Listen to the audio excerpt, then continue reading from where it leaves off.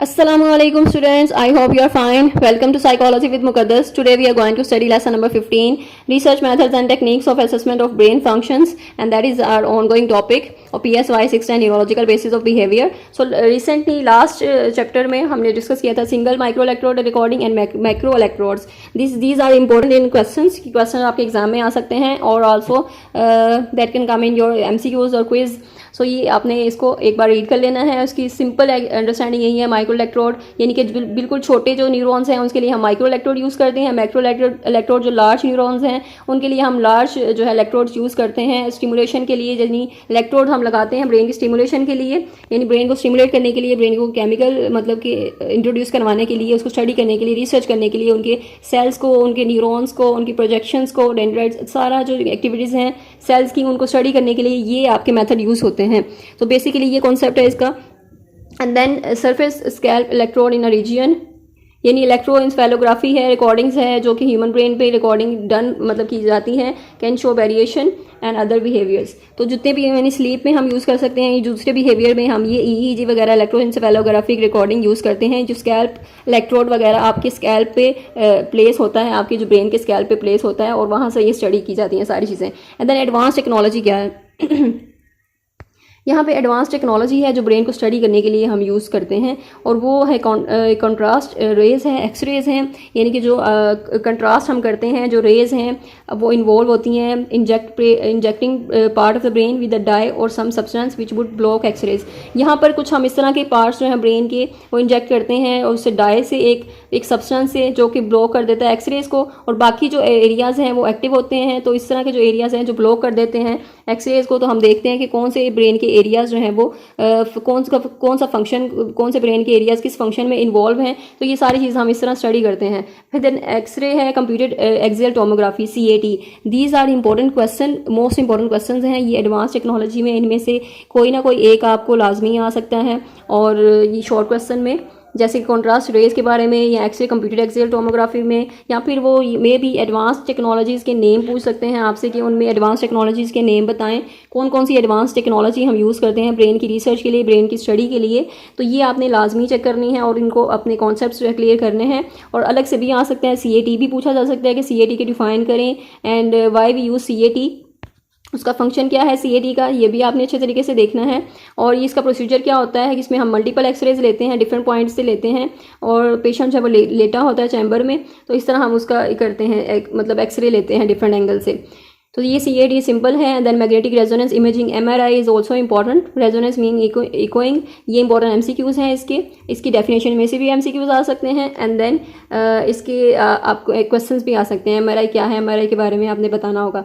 The patient is place in a chamber of which is highly charge. यहाँ पे जब chamber में patient जो है ना वहाँ पर हाईली चार्ज मैग्नेटिक फील्ड होती है एक, तो वो कैप्चर करने के लिए सारी आपकी जो ब्रेन की जो फंक्शंस हैं, जो इलेक्ट्रिकल प्रोसीजर हो रहा है सारा कुछ उसके लिए यूज़ होता है. फंक्शनल MRI जो है इसमें ब्रेन फंक्शन कर रहा होता है. यहाँ पे पिक्चर्स ली जाती हैं ब्रेन की, क्लियर इंडिकेशन यानी कि कौन से एरियाज इन्वॉल्व हैं उसकी पिक्चर ली जाती है. जहाँ पे ज़्यादा एक्टिविटी हो रही होती है, जहाँ पे ज़्यादा ऑक्सीजन यूज़ हो रही होती है, तो जो ब्रेन के एरियाज इन्वॉल्व होते हैं ना जिस बिहेवियर में, वो उन एरियाज़ की जो ऑक्सीजन लेवल जो है ना वो ज़्यादा कंज्यूम कर रहे होते हैं. तो ये चीज़ हमें पता चल जाती है कि ये ऑक्सीजन ज़्यादा यहाँ पे कंज्यूम हो रही है, तो ये ब्रेन के एरियाज इन्वॉल्व हैं इस टाइप के बिहेवियर में. तो ये है फंक्शनल MRI जो हम यूज़ करते हैं. And then positive animation tomography है, PET जिसे कहते हैं. तो ये ब्रेन इमेजेस हैं, ऑनगोइंग एक्टिविटी ब्रेन की मेजर करते हैं हम इसमें और ब्रेन के स्ट्रक्चर को देखते हैं. इसमें भी इंजेक्ट करते हैं हम रेडियो लेबल्ड सब्सटेंस को इंजेक्ट करते हैं. 2DG ग्लूकोज होता है और इससे हम फिर चेक करते हैं कि ब्रेन के एरियाज कौन से इन्वॉल्व हैं. और मोस्ट इंपॉर्टेंट क्वेश्चन यहाँ पे fMRI वर्सेस PET,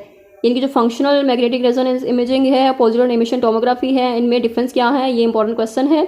यहाँ पर देखें कि हम fMRI में इंजेक्शन जो है वो नहीं देते, जबकि PET में हम इंजेक्शन जो है रेडियो लेवल सब्सटेंस इंजेक्शन जो है वो देते हैं. एंड देन हम जो fMRI है स्ट्रक्चरल भी है, फंक्शनल भी है, जबकि PET जो है वो सिर्फ फंक्शनल ही है, उसके हम फंक्शंस को स्टडी करते हैं. जब fMRI में हम ब्रेन के स्ट्रक्चर को भी, इनके स्ट्रक्चर्स के, न्यूरॉन के स्ट्रक्चर मतलब सारा स्ट्रक्चरल भी है और फंक्शनल भी है, उनके फंक्शंस को भी स्टडी करते हैं. तो this is the main difference. fMRI जो है वो clearer resolution of various parts, जबकि both techniques can not collate information over time, यानी कि ओवर टाइम पे दोनों जो है टेक्निक्स काम नहीं आती इन्फॉर्मेशन लेने के लिए. सिंपल एक ही टाइम पे हम इसको इन्फॉर्मेशन को कलेक्ट कर लेते हैं. देन एसेज हैं, एसेज जो आपके अंडरलाइंग जो भी वेरियस केमिकल्स हैं, using blood urine extraction, tissues of the brain, ये सारी जो जितने भी प्रोसीजर्स हैं वो सारे ऐसे हैं जो प्रोसीजर हम यूज़ करते हैं जो ब्रेन की स्टडी के लिए और जिन वेज में हम यूज़ करते हैं। दैन एसेज हैं और एसेज बी हैं, एसेज ए हैं, इसको आपने रीड कर लेना है एक बार।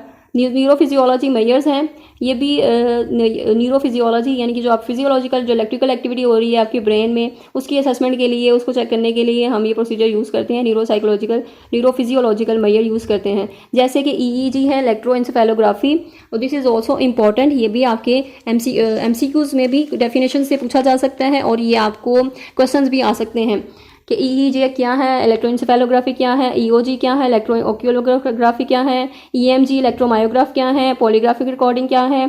तो EEG क्या है, इलेक्ट्रोएंसेफेलोग्राफी होती है जो आपकी ब्रेन पे, आपके ब्रेन के स्कैल्प पे वो इलेक्ट्रोड्स जो हैं वो स्कैल्प पे किए जाते हैं, इलेक्ट्रोड प्लेस किए जाते हैं, एंड देन इलेक्ट्रिकल एक्टिविटी जो ऑनगोइंग इलेक्ट्रिकली एक्टिविटी हो रही है आपकी ब्रेन में उसको मेजर किया जाता है और आपके ब्रेन के एरियाज़ में किन एरियाज़ में कौन सी एक्टिविटी कितनी एक्टिविटी हो रही है, किस एरिया में ज़्यादा एक्टिविटी है, किस में कम हो रही है।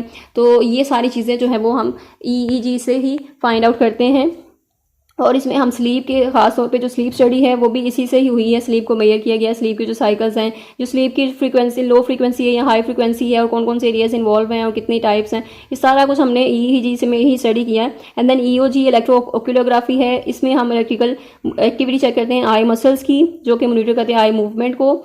हम इलेक्ट्रोड्स जो है वो उसके आइज पे जो है वो प्लेस करते हैं एंड देन उसकी हम एक्टिविटी स्टडी करते हैं। एंड देन EMG है इलेक्ट्रोमायोग्राफ, इसमें हम मेजर करते हैं electrical activity of the muscle, यानी आपके जितने भी मसल्स हैं उनकी उसमें आपको ये प्लेस किया जाता है, इलेक्ट्रोड्स को प्लेस किया जाता है। मे बी आपकी ये नेक पे प्लेस कर दें, ठीक है, नेक मसल्स पे प्लेस कर दें और उसको हम चेक करते हैं फिर आपके मसल्स की जो एक्टिविटी क्या है, मस्कुलर टेंशन वगैरह सब कुछ ये जो इसी में इलेक्ट्रोमायोग्राफ में चेक करते हैं। एंड देन पोलोग्राफी रिकॉर्डिंग क्या है, पोलोग्राफी में हम मेजर करते हैं इलेक्ट्रिकल स्किन कंडक्टेंस मेजर करते हैं, उसको ब्लड प्रेशर मेजर करते हैं, पल्स रेट, ब्रीदिंग क्या है, ये सारा कुछ हम इसमें पॉलीग्राफिक रिकॉर्डिंग में मेजर करते हैं।